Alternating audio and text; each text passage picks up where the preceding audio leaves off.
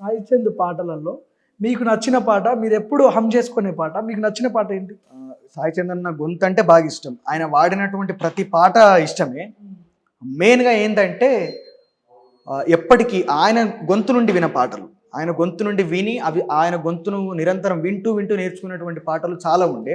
అట్లా రీసెంట్గా బాగా వైరల్ కూడా అయింది వనితల్లారా, ఒకటి బాగుంటుంది. అవునవును, అది చాలా ఇష్టమైనటువంటి పాట, అమరుల పాట. అమరుల పాటలు అంటే చాలా ఇష్టం, తెలంగాణ అమరవీరుల పాటలు. అందులో ఒకట వీరుల్లారా వీర వనితల్లారా అమ్మారుణము కైరణముల ఒరిగినారా, వీరుల్లారా వీర వనితల్లారా అమ్మారుణము కైరణముల ఒరిగినారా, ఈ తెలంగాణలోన కంటి చెమ్మల్లారా నూను వెచ్చని నెత్తురు జిమ్మినారా, ఈ తెలంగాణలోన కంటి చెమ్మల్లారా నూను వెచ్చని నెత్తురు జిమ్మినారా, ఆంధ్ర పాలకుల గుండెల్లోన ఉయ్యాలో ఉయ్యాల, విముక్తి కోసం విసిరిన బాకై ఉయ్యాలో ఉయ్యాల, యూనివర్సిటీ మైదానాలే ఉయ్యాలో ఉయ్యాల, కథన రంగమున కాలు దువ్వినై ఉయ్యాలో ఉయ్యాల, గునుగు పూల రెమ్మల్లారా తంగెడు పూల తరువుల్లారా బతుకమ్మ బంతుల్లారా దననానా తారల్లారా రాలిపోయినారా, ఈ మట్టిలో కలిసి ఈ మట్టిలో అణువుల కలిసి మాలో చేరినారా. నిజంగా ఇట్లాంటి పాటలు విన్నప్పుడు అదొక రకమైన తెలంగాణ మళ్ళీ ఉద్యమం మళ్ళీ వస్తే బాగుండేదేమో, ఉద్యమంలో ఇప్పుడు పనిచేస్తున్నాం. సో ఇట్లాంటి పాటలు విన్నప్పుడు తెలంగాణలో ఉన్నాం మనం, తెలంగాణ ఉద్యమం జరిగింది, మన పోరాటం ఉంది, చేయనోళ్ళు కూడా చేసినామని ఫీల్ అవుతారు ఇట్లాంటి పాటలు విన్నప్పుడు.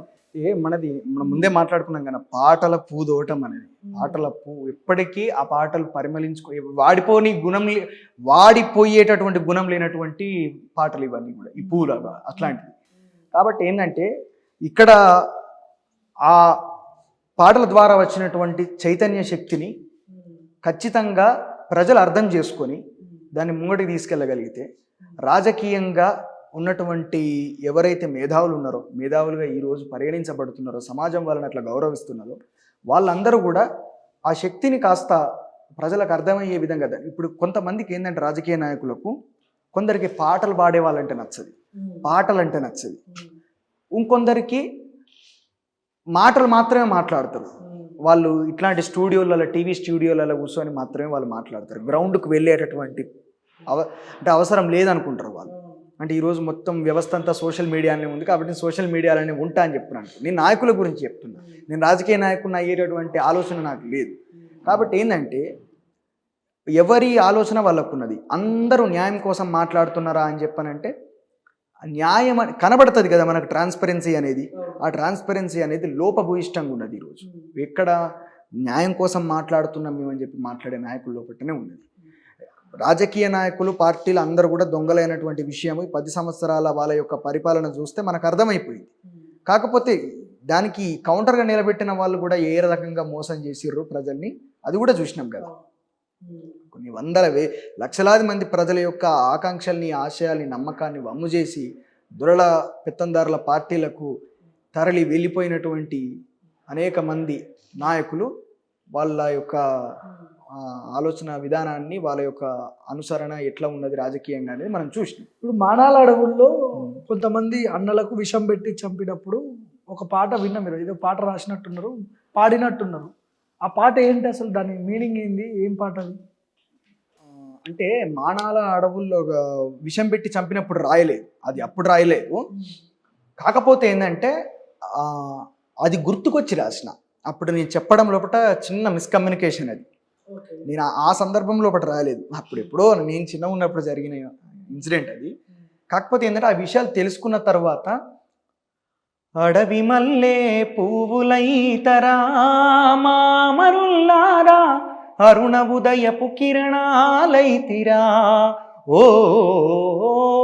అరుణ ఉదయపు కిరణాలైతిరా, భుజమున బందూకునెత్తి బుల్లెటు దండాలు గట్టి చారుబాబు తోవలో సాగిపోయే వీరులు అడవి మల్లె పువ్వులైతిరా మామరుల్లారా అరుణ ఉదయపు కిరణాలైతిరా ఓ అరుణ ఉదయపు కిరణాలైతిరా వేల చుక్కల నింగిలో వేగు చుక్కాలైతిరో దారి తెలియని నవతరం మీ తోవ నడవాలంటిరో ఆ చీకటి కొండాల నడుమ చిన్నబోయి ఉంటిరో ఆ చీకటి కొండాల నడుమ చిన్నబోయి ఉంటిరో రేపటి తొలి వేకువలకై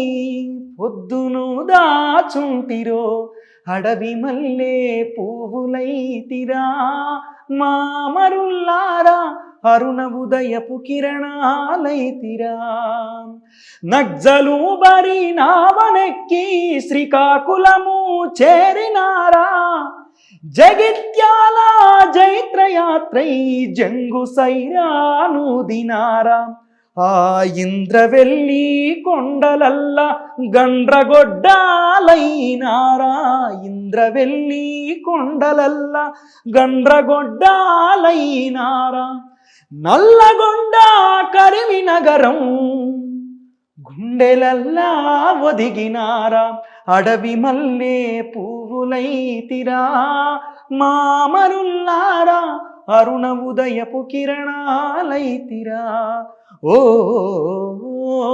అరుణ ఉదయపు కిరణాలైతిరా. సో ఇట్లాంటి పాటలు పాడినప్పుడే అర్బన్ నక్సలైట్ అనే ముద్ర వేస్తున్నారు. ఈ ముద్ర అసలు అర్బన్ నక్సలైట్ అంటే మీ దృష్టిలో ఏంటి, ఏం చెప్తారు మీరు? మనం ఇంతకుముందు అనుకున్నట్టు అర్బన్ నక్సలైట్ అనే పదం ఎక్కడి నుంచి వచ్చింది? పాటలు పాడిన వాళ్ళందరూ నక్సలైట్లేనా? అసలు నక్సలిజం ఎందుకు వచ్చింది? నక్సలిజం ఎందుకు వచ్చింది? వాళ్ళు ఏమన్నా మతమా? వాళ్ళు కూడా పవిత్ర యుద్ధం అదని చెప్పి ఏమైనా చేస్తున్నారా? ఈ దేశం లోపట ఈ దేశంలో ఉన్నటువంటి ప్రజలందరికీ కూడా భూమి, బ్రతికేటటువంటి హక్కు, స్వేచ్ఛగా జీవించేటటువంటి హక్కు ఇది కావాలని చెప్పని అంటున్నారు కదా. సామాజిక సమానత్వము, రాజకీయ ఆర్థిక సమానత్వం రావాలని చెప్పి కోరుకుంటున్నారు కదా. అది తప్ప, ఆ లక్ష్యాలు పెట్టుకోవడం తప్ప. అరే ఆయుధం అనేది ఒక అత్యవసర పరిస్థితి అన్న, అప్పుడు వాళ్ళకి ఏర్పడేటువంటి ఒక అత్యవసర పరిస్థితి. ఇప్పుడు నక్సలిజము మొదలవ్వడమే ఆయుధంతో మొదలు కాలేదు కదా. ఎప్పుడైతే అప్పుడు ఆయుధాలు ఎక్కడ, కొడవళ్ళు, అప్పుడు పుస్తకాలే, కొడవల కత్తులు కూడా కాదు, పుస్తకాలే ఆయుధం నక్సలైట్ల దగ్గర. మీరు నక్సల్ బరి చరిత్ర చదవండి, తెలుస్తుంది. అక్కడ నక్సలైట్లు ఎప్పుడైతే వాళ్ళు ఉద్యమం ప్రారంభించారో ఆ సందర్భంలో ప్రజల్ని చైతన్యం చేయాలనుకున్నారు. మీకు సంబంధించినటువంటి యుద్ధం మీరే చేయాల్సింది ఉంది కాబట్టి దానికి అండదండగా మేము నిలబడతామని చెప్పని అన్నారు. కాబట్టి వాళ్ళు నిరసనగానో హక్కును పాడుకుని రాజ్యాంగబద్ధంగా వాళ్ళు నిరసన వ్యక్తం చేసుకుని వెళ్ళినప్పుడు వాళ్ళు మేము ఈ భూమి ఇయ్యము అని చెప్పి వాళ్ళు ఆ భూమి కోసం, హక్కు కోసం కొట్లాడినప్పుడు ఆ కొట్లాట లోపల భాగంగా నువ్వు ప్రభుత్వ వ్యవస్థల్ని, రక్షణ వ్యవస్థలను ఉపయోగించి ఆర్మీని దింపి, బలగాల్ని దింపి వాళ్ళ మీద దౌర్జన్యం చేసినప్పుడు మరి ఆ భూమిని కాపాడుకోవాలి, వాళ్ళ భవిష్యత్తును కాపాడుకోవాలని చెప్పానంటే వాళ్ళ ప్రాణాలని, మానాల్ని, వాళ్ళ మీద అత్యాచారాలు కూడా జరిగాయి. అక్కడి నుంచి ఇప్పుడు ఓ 10 మంది అత్యాచారం చేయడానికి మీదకి వస్తా అంటే సెల్ఫ్ డిఫెన్స్ దగ్గర మనం ఏం చేస్తాం? ఆయుధం పట్టుకుంటామా లేదా? ఆ క్రమంలో కొడవలు అందుకున్నారు, కత్తి అందుకున్నారు, రాళ్ళు అందుకున్నారు, రప్పలు అందుకున్నారు. ఆ తర్వాత కదా తుపాకి వచ్చింది. ఎప్పుడైతే ఇది అత్యవసర పరిస్థితి, మనం కూడా వ్యూహాత్మకంగా పోవాలి, మనం కూడా ఒక గుంపుగా ఉండాలి, ఒక గుంపు పరిణామ క్రమం లోపల వచ్చినటువంటి మార్పు, ఎవల్యూషన్లో వచ్చినటువంటి చేంజ్ ఆయుధం ఒక అత్యవసర పరిస్థితిగా వాళ్ళ దగ్గరికి వచ్చింది. అది ఇన్ని సంవత్సరాల ఉద్యమ చరిత్ర లోపట అది సందర్భం, కాలమాన పరిస్థితులకు అనుగుణంగా ఈరోజు మనం కేవలం ఒక ఫేస్నే చూస్తున్నాం, కానీ ఇంత చరిత్ర దానికి ఉంది.